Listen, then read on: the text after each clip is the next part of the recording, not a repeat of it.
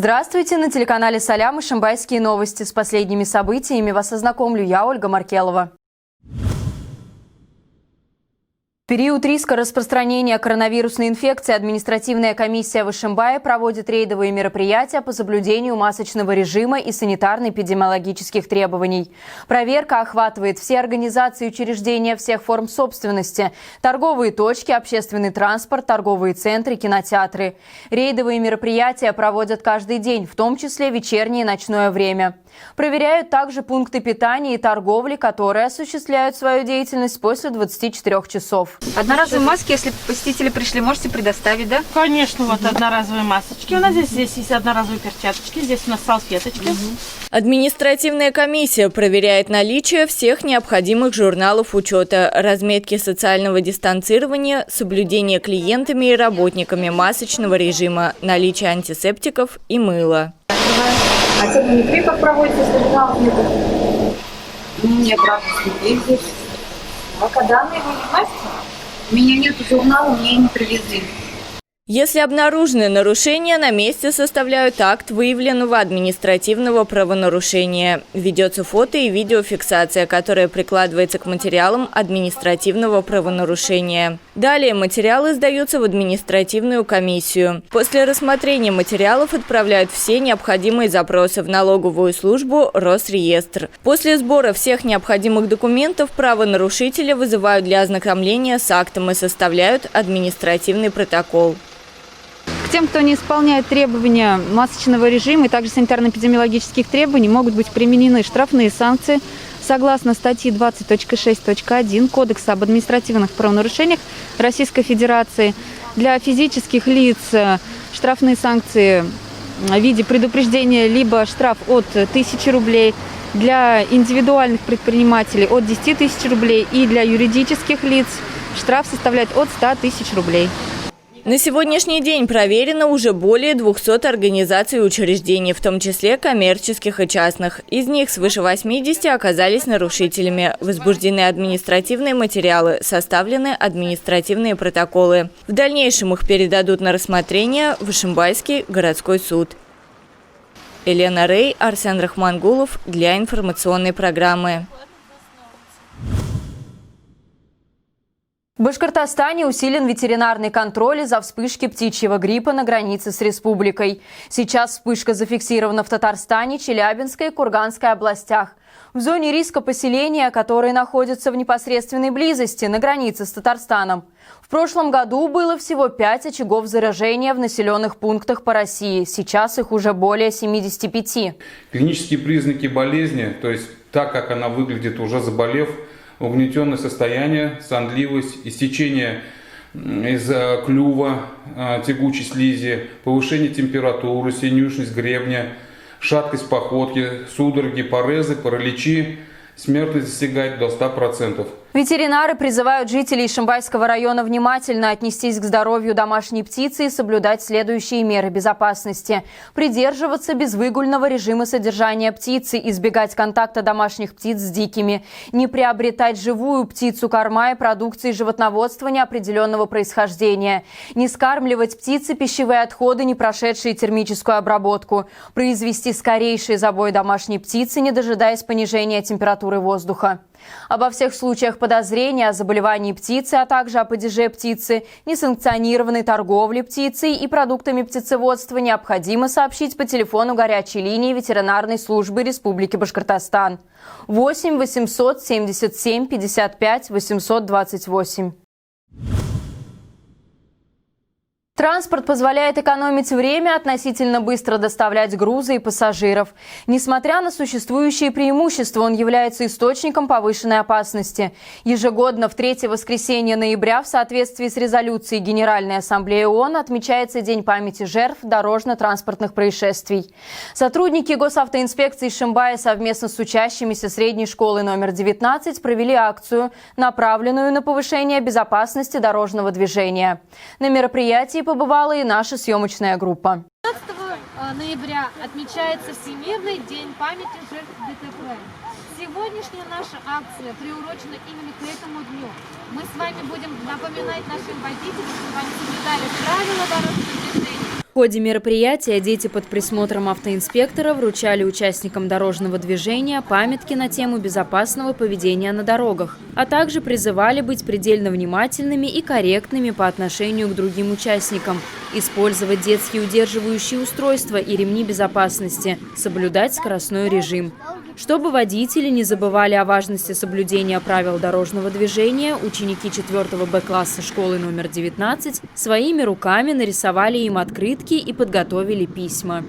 Мы всем классом готовились к этому дню, написали памятки, письма, открытки, пожелания к водителям и пешеходам, как нужно вести себя на дороге. Наша жизнь, она очень хрупка, и нужно защищать не только свою жизнь, но и жизнь окружающих людей. Дети – самые незащищенные участники дорожного движения. Они еще слишком молоды, чтобы осознавать всю опасность автомобильных аварий.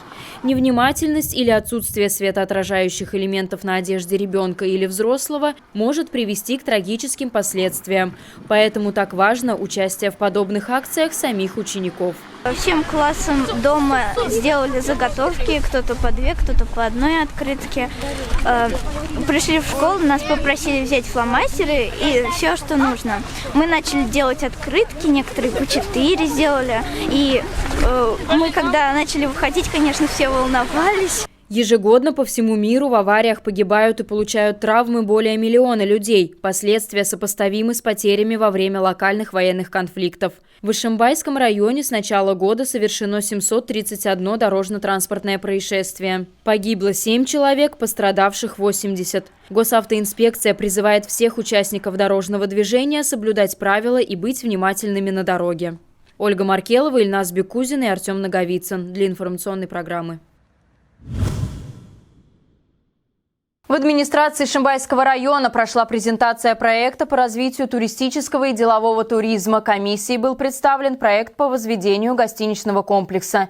Здание рассчитано на 6 номеров и боулинг-центр. Планируется организовать порядка 9 рабочих мест.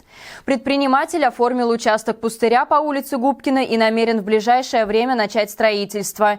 Стоимость реализации проекта оценивается в 10 миллионов рублей. Это развитие туристической отрасли города, деловой отрасли города. Идея возникла, значит, по следствию того, что, значит, у нас же открываются экономические зоны в Ишимбайском районе и Стерлитамакском районе, поэтому мы считаем, что создание данного комплекса хостела будет у нас экономически выгоден. Проект инвестора был поддержан участниками инвестчаса. В строительство будут вложены и собственные средства предпринимателя. А со стороны администрации обещана помощь в оформлении необходимых документов. Очень много поступило заявок на инвестчасы из разных отраслей совершенно, то есть и туризм, и сельское хозяйство, и торговля, и производство.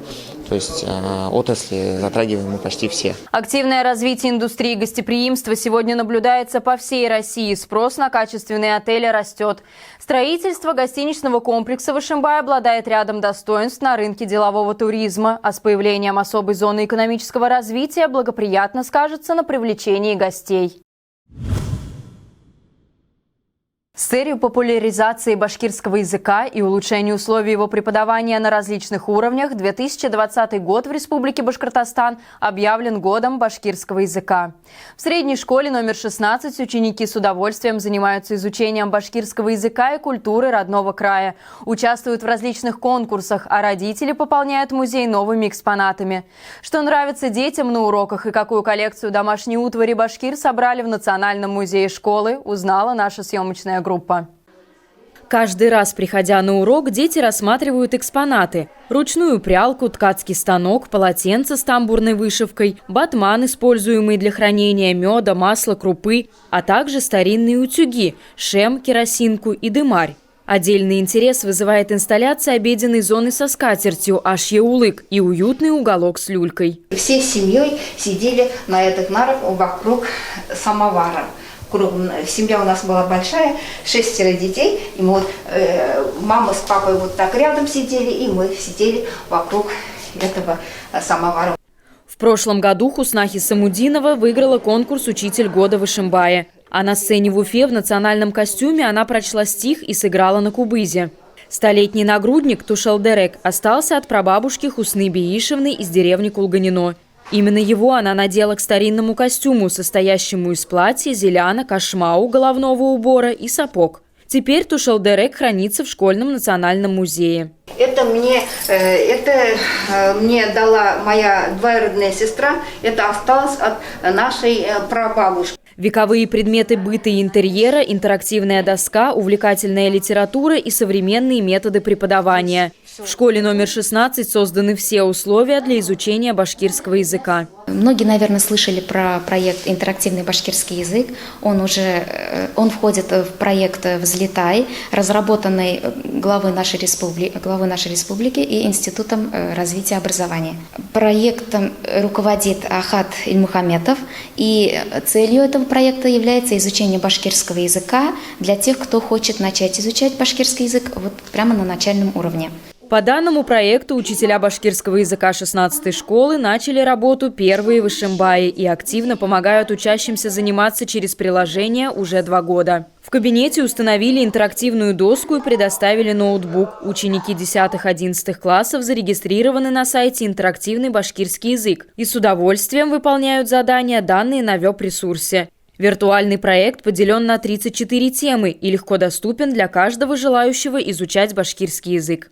Я люблю изучать башкирский язык, и мне интересна его история и история его словесности. У нас очень интересно проходят уроки, и учитель нам интересно и понятно объясняет темы.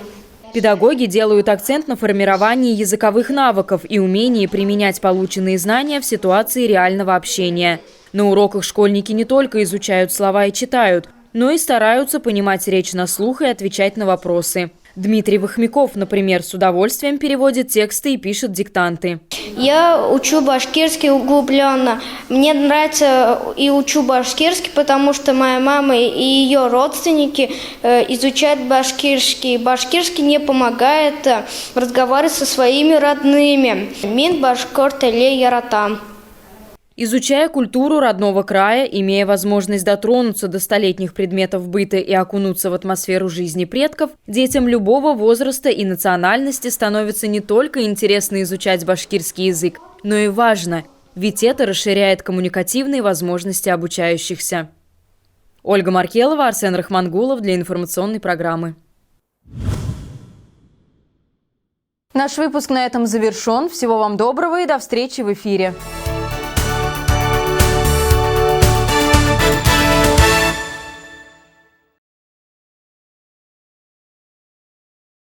Оформление полисов ОСАГО и КАСКО – это ответственность и обязанность каждого владельца автотранспорта. Центр страхования в городах Ишимбай и Уфа занимается предоставлением услуг по страхованию автомобилей, имущества, квартир, домов, жизни и здоровья. Оперативно застрахуют выезжающих за рубеж.